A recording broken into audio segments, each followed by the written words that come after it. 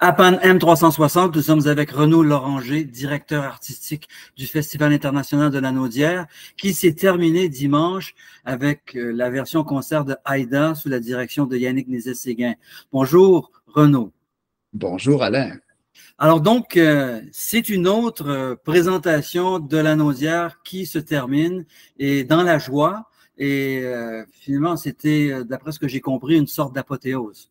Oui, absolument. On est évidemment très content. On est, comme toujours, quelque peu soulagé que les choses se soient bien déroulées pendant 4 ou 5 semaines. C'est tout à fait remarquable et ça vaut la peine de le mentionner, mais cette année encore, c'était le cas aussi l'année dernière. On n'a eu aucune annulation. Aucun artiste ne s'est désisté. C'est quand même assez extraordinaire. Et ben, les statistiques ont commencé à circuler, si vous voulez, au sens où on est très fiers d'avoir pu annoncer euh, les revenus de billetterie les plus élevés en dollars de l'histoire du festival. Donc, c'est évidemment un très, très bon signe pour l'avenir. Moi, j'essaie d'être prudent, d'être, oui, optimiste, mais de ne pas me réjouir trop vite parce qu'évidemment, on en a vu d'autres dans les quelques dernières années. Mais disons que les éléments, les ingrédients semblent réunis pour les prochaines années pour continuer de faire de très belles choses à la Naudière. Comment peut-on expliquer ça alors que dans bien des cas, dans le monde de la musique classique comme dans le reste du monde de la musique, les ventes de billets sont en chute ou enfin ont décliné à cause évidemment de la pandémie et ont tardé à reprendre du mieux, alors que chez vous, c'est très clair. Oui, ben c'est difficile de tirer des conclusions, on va dire, définitives. Dans les 2 ou 3 dernières années, pareillement, on s'est aussi demandé comment il se faisait que le public semblait un peu frileux ou tardait à retrouver le chemin des salles. C'est vraiment notable pour le domaine des arts vivants, hein. C'est la musique classique, le théâtre, la danse apparemment peut-être dans une moindre mesure, mais chez nous, c'était très marqué. Et puis, ça se vérifie, comme vous dites, aussi auprès d'un certain nombre d'institutions, que ce soit à Montréal, ailleurs au Québec, au Canada ou en Amérique du Nord. En Europe, c'est un petit peu différent. La sortie de pandémie a peut-être été généralement plus rapide, plus immédiate. Il y a des endroits, même des pays dans lesquels on n'avait pas vraiment fermé les salles. Donc, ça a beaucoup aidé à maintenir le contact avec le public.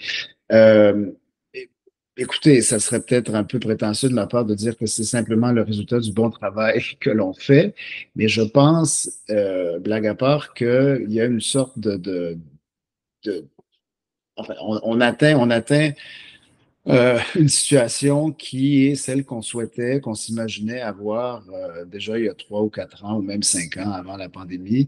Il y a le site de l'amphithéâtre, évidemment, qu'on connaît, mais qui est absolument exceptionnel. Ça vaut la peine de le répéter, puis de se le répéter, parce que je pense qu'il y a encore beaucoup de gens qui ne le connaissent pas nécessairement ou pas suffisamment bien, ou qui s'imaginent que c'est, comment dire, surtout si on est à Montréal, par exemple, que ça prend des heures et des heures se rendre là. C'est pas vrai, c'est tout à côté de la route 31, de la sortie là, qui mène à l'autoroute 40. Mais c'est un endroit exceptionnel vraiment sur le plan acoustique, puis simplement sur le plan naturel pour écouter des concerts ou des représentations d'opéra comme dimanche après-midi. Puis, moi, c'est une de mes convictions, mais on s'attache à garder une politique tarifaire qui soit le plus accessible possible. Et puis, j'ai l'impression que ça joue un rôle aussi, évidemment. Puis, au-delà de ça, ben, la qualité générale, je pense, la qualité générale du festival, de ce que le festival propose, est à même d'attirer les gens. Oui, on peut dire aussi que cet amphithéâtre-là, effectivement, qui est unique à cause de, finalement, les conditions naturelles sont extraordinaires et assorties à des équipements extraordinaires, Ouais. une pointe. Alors, la combinaison des deux fait en sorte qu'il n'y a pas d'équivalent au Canada et je ne sais pas s'il y en a aux États-Unis ou même en Europe, ce genre de... C'est intéressant. Il y a quelques années, on en parlait avec Yannick Nézet-Séguin, justement, qui me disait qu'il était convaincu qu'il n'y avait pas d'équipement comparable en Amérique du Nord. Et là, je suis tout à fait à même de confirmer ça ou de le croire, parce qu'à deux, on a fréquenté tous ces lieux-là en Amérique. Il y a de très beaux endroits qui sont un peu les résidences de grands festivals américains, que ce soit Tanglewood ou Saratoga. Vail, dans le Colorado, etc., etc. Mais une adéquation aussi parfaite que celle qu'on a à la Naudière, à l'amphithéâtre Fernand-Lévesque, ça n'existe pas. Les gens, les concepteurs de l'amphithéâtre ont vraiment eu la main chanceuse à l'époque, la main heureuse. Et en Europe, j'y repensais dernièrement parce que justement, toujours en parlant d'Yannick, sa maman, qui est une présence importante au festival, autant que la mienne, nous disait, ah non, c'est assurément le plus bel amphithéâtre au monde. Et je lui ai dit, ben écoute, c'est peut-être un petit peu ambitieux, là, on ne peut pas vraiment le savoir, on ne peut pas prétendre avoir fait comment dire, le sondage de tout, la recension de toutes les salles extérieures de la planète. Mais en Europe, honnêtement, bon, évidemment, il y a les vrais amphithéâtres, hein, les amphithéâtres antiques, que ce soit en Grèce ou en Italie, par exemple, qui sont des endroits exceptionnels. Mais la Naudière, quelque part, et la salle est un peu le successeur de ces amphithéâtres de l'Antiquité. Oui, Et mais il y a avec un angle américain, nord-américain, avec la ben, nature. bien sûr, exactement. La nature, la morphologie générale des lieux est très particulière. Puis après, il y a peut-être une ou deux salles qui s'approchent un petit peu de la Naudière, par exemple, à la Roque d'Emperron, grand festival de piano dans le sud de la France ou même à Grafenegg en Autriche. Mais quand je dis s'approche, je choisis bien mes mots, c'est-à-dire c'est des endroits qui visuellement euh, ressemblent un petit peu de loin à l'amphithéâtre Fernand-Lévesque, mais je serais encore d'avis que on est encore mieux chez nous. Sans chauvinisme, évidemment. Absolument pas. Non, non, exactement. Dans l'objectivité, dans mon cas, en tout cas, l'objectivité la plus totale possible. D'accord. Maintenant, si on fait une rétrospective rapide, là, évidemment, Mhm. pour essayer de décanter ce festival-là, de voir en sorte, de voir de quelle manière les événements les plus importants se sont manifestés, se sont déployés. Oui. Ben, c'est toujours un peu difficile de choisir ou de mentionner vraiment des temps forts. Je me dis toujours, il ne faut pas être indélicat envers ceux qu'on ne mentionne pas, mais ça a été une saison vraiment de très, très grande réussite. Sur le plan artistique, j'ai été complètement conquis par tout ce qu'on a entendu. En fait, mes attentes ont été euh, souvent même dépassées. Mais je ne peux pas ne pas mentionner, évidemment, au-delà, on va dire, des invités lanaudois réguliers qu'on connaît, bien sûr, que ce soit Raphaël Perret avec l'OSM, notamment cette année avec Mathias Görne, le grand baryton allemand, que ce soit les Violons du Roi, l'Orchestre de l'Agora, qui était chez nous pour la première fois cette année avec Nicolas Ellis. Je ne peux pas ne pas mentionner au tout premier chef la venue d'Anne-Sophie Volontaire, la grande mezzo-soprano suédoise, qui, à ce stade, on va dire, très avancé de sa glorieuse carrière, faisait ses débuts au festival. C'est quand même absolument remarquable et non pas dans un répertoire qui est le sien depuis des décennies, mais plutôt dans des répertoires, des répertoires, comment dire, alors qu'elle emprunte des chemins de traverse vers la chanson française, le folklore, notamment suédois. Ça a été vraiment quelque chose de très particulier. Et ben, les deux opéras, en fait, les deux intégrales d'opéra, que ce soit The Fairy Queen de Purcell avec les arts florissants euh, au début du festival, ou bien sûr Aïda cette semaine, la semaine dernière, devrais-je dire plutôt, avec Yannick Nézet-Séguin et des chanteurs vraiment de très, très, très, très haut niveau. J'ai osé dire à un collègue, à vous, il y a quelques heures, que, à mon avis, le Canada n'avait pas vraiment euh, eu d'événements lyriques de cette trempe-là depuis la visite en 67 à l'Expo universelle de la compagnie de la Scala de Milan ou de la compagnie de l'Opéra d'État de Vienne. Ça peut avoir l'air un peu ambitieux comme déclaration, mais je je pense que c'est vrai. Et puis, c'est tout à fait dans, comment dire, en phase avec ce qu'on souhaite faire au festival. Excellent. Donc, vous avez dressé un portrait succinct de ce qui s'est passé. Croyez-vous que vous maintenez le cap, gardez le cap par rapport à vos années précédentes de direction artistique à la Naudière et de quelle manière ça s'articule? Vous aviez un projet fondateur au départ. En tant que directeur artistique, on a toujours un angle à progressivement imposer tout en respectant la tradition de l'événement. Mais en même temps, votre patte a fini par marquer le festival. Oui, tout à fait.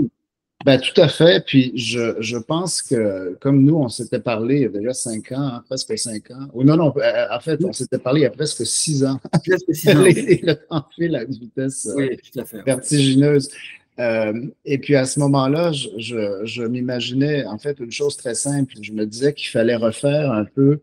Vous parlez de projet fondateur, c'était plus simple que ça encore. C'était l'idée de refonder quelque part ce festival sur les bases qui étaient les siennes ou qui avaient été les siennes dans les années 80-90.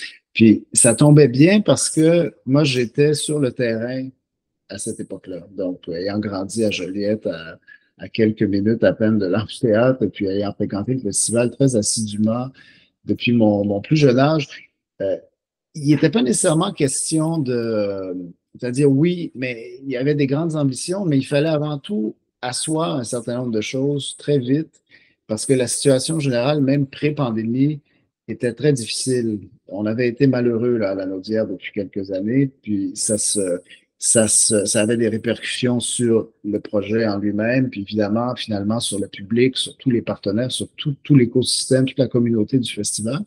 Et puis en 2019, on a été très heureux au sens où on a donné un peu cette impulsion-là de revenir aux fondamentaux et ça a fonctionné. Hein. Ça aurait pu ne pas fonctionner, évidemment, ça aurait pu être un échec, mais heureusement, ça a fonctionné. Et puis je me suis dit, bon, ben, il faut continuer, ça vaut la peine, ça vaut la peine d'aller plus loin. Donc, vraiment être très, très clair sur les orientations, sur le fait qu'on soit un festival de musique classique, qu'on présente des artistes de très, très haut niveau, des gens d'ici aussi, évidemment, des artistes de la relève, autant quand on peut le faire, mais qu'on est avant tout concentré sur le volet international d'une manière qui positionne le festival euh, de façon très, très nette, non seulement au Canada, mais en Amérique du Nord. Et puis là, je trouve que cette année, en tout cas, mais je dirais même l'année dernière, puis d'une certaine manière, à partir de 2022, à partir de la première sortie de la pandémie, vraiment, ben, on est arrivé tranquillement aussi à créer chaque année une forme d'arche dramaturgique, si vous voulez, vraiment, là, une sorte de thème qui relie un certain nombre de projets entre eux sur le plan du répertoire, sur le plan des programmes. Et puis, ça se fait naturellement. On n'aurait pas nécessairement fait ça il y a 5 ans parce que c'était pas mûr, c'était pas prêt. Mais là, je trouve que cette année, par exemple, que ce soit entre justement les planètes de Holst, le Zarathustra de Strauss, Orion de Claude Vivier ou même le morceau éponyme de Kaya Sariao, les Adieux de Wotan de Wagner, bon, puis les deux opéras très, très contrastés, hein, Purcell et Verdi. Mais vraiment, là, on avait une espèce d'écrin pour une réflexion morale, éthique, très sérieuse. Et l'année prochaine, ben, naturellement, sans trop entrer dans les détails, parce qu'évidemment, je ne veux pas, comme on dit en bon français, vendre le punch avant l'heure, mais je pense que l'année prochaine, on va avoir, toujours avec des grandes œuvres et de très grands artistes, une sorte de fil rouge autour de l'idée de l'altérité, de l'expérience individuelle, de l'altérité, de l'autre, de l'étranger, et puis après, comment tout ça se diffracte dans la collectivité aussi. Donc, ce sont des choses qui sont en filigrane, évidemment, là, de nos programmes, mais ça me fait plaisir qu'on soit arrivé à ça de façon finalement très naturelle. Puis qu'on propose des clés après de lecture, des portes d'entrée au public multiples. Hein. Les gens peuvent aussi simplement venir nous voir pour passer un bel après-midi ou une belle soirée sur le site en écoutant de la musique. Mais si on veut aller un peu plus loin, ben on peut faire ça aussi. Donc, ouais. Donc, si je comprends bien, l'altérité, l'an prochain, sera un thème porteur. Oui, tout à fait, tout à fait. Ouais. Est-ce qu'on peut avoir certains éléments qui nous permettent de spéculer? Oui, j'ai parlé à un de vos collègues hier qui m'a dit à la fin de notre entretien, que ne m'avez-vous pas dit encore que je devrais savoir? Ça m'a fait sourire. Ben, écoutez, on peut s'attendre, en fait, évidemment, à quelques surprises. Hein. On essaie toujours d'avoir, comme par exemple Yoav Levanon, cette année, le pianiste israélien qui a joué autant avec l'OSM qu'en récital. Mais il y a d'autres exemples aussi dans les dernières années. Hélène Grimaud, Jean-Yves Thibaudet, et j'en passe, et des meilleurs. Euh, on peut toujours s'attendre à voir se produire chez nous des artistes importants qui peut-être ne sont jamais venus encore au Canada, au Québec ou au Canada. Euh, L'art lyrique m'intéresse beaucoup. Et puis, je dois moi-même un peu, comment dire, Prenez vos ardeurs. pas freiner mes ardeurs ou simplement essayer de garder une forme d'équilibre. Hein. Mais par exemple, comme cette année ou l'année dernière, 2 opéras en version de concert, ça me semble un bon équilibre et on s'enligne vers ça. Aussi l'année prochaine, toujours dans le baroque, parce que je trouve aussi, en fait, c'est drôle, hein, il y a des gens qui me disent, oui, mais est-ce que vous faites beaucoup de baroque? Est-ce que c'est une orientation spécifique ou est-ce que c'est très niché? Puis je dis toujours, mais non, le baroque n'est pas une niche. Le baroque fait partie du canon. Peut-être qu'en Europe, on a réfléchi à ça plus longtemps. Le baroque n'est pas à part. Le baroque fait partie du canon de Monteverdi jusqu'à Messiaen, etc. Oui, il y a Mais une forme de critique par le passé qui avait établi le baroque comme étant une forme quelque moins chose pour les noble spécialistes, de ouais, la période romantique. Ouais. quelque chose pour les spécialistes, mais non, non. Donc, baroque et qui trouvera son écho assurément avec Yannick Nézet-Séguin, encore une fois. Comme on était chez Verdi cette année, je peux vous dire que l'année prochaine, on sera chez Wagner. Et après, bon, on peut spéculer sur le titre en question. Ça dépend justement, si on parle de l'altérité, là, il y a matière à discussion. Et puis, ben évidemment, c'est ça, un certain nombre d'ensembles étrangers, bien sûr, qu'on reçoit ou qu'on reçoit à nouveau au festival. Et puis, le format général demeure le même. C'est sûr que dans l'absolu, ce serait merveilleux d'avoir un peu plus de temps. Question de permettre à certains artistes de venir nous voir quand leurs disponibilités sont limitées ou comme, puisque leurs disponibilités sont souvent très limitées, mais pour l'instant, on maintient le cap sur le format de 5 semaines, enfin 5 week-ends, 5 semaines sur un mois, là, si vous voulez, en juillet jusqu'au début du mois d'août. Et puis voilà, je pense qu'on peut s'attendre à de belles choses encore l'année prochaine. Excellent. Bien, on a fait vraiment le tour, on boucle la boucle aujourd'hui. Oui, On merci va beaucoup. aller, Renaud Loranger, vers d'autres aventures. Et oui, vous allez nous concocter une excellente programmation l'an prochain. merci beaucoup. Merci, Alain. Merci, Renaud. À bientôt. À bientôt, j'espère. Au revoir. Au revoir.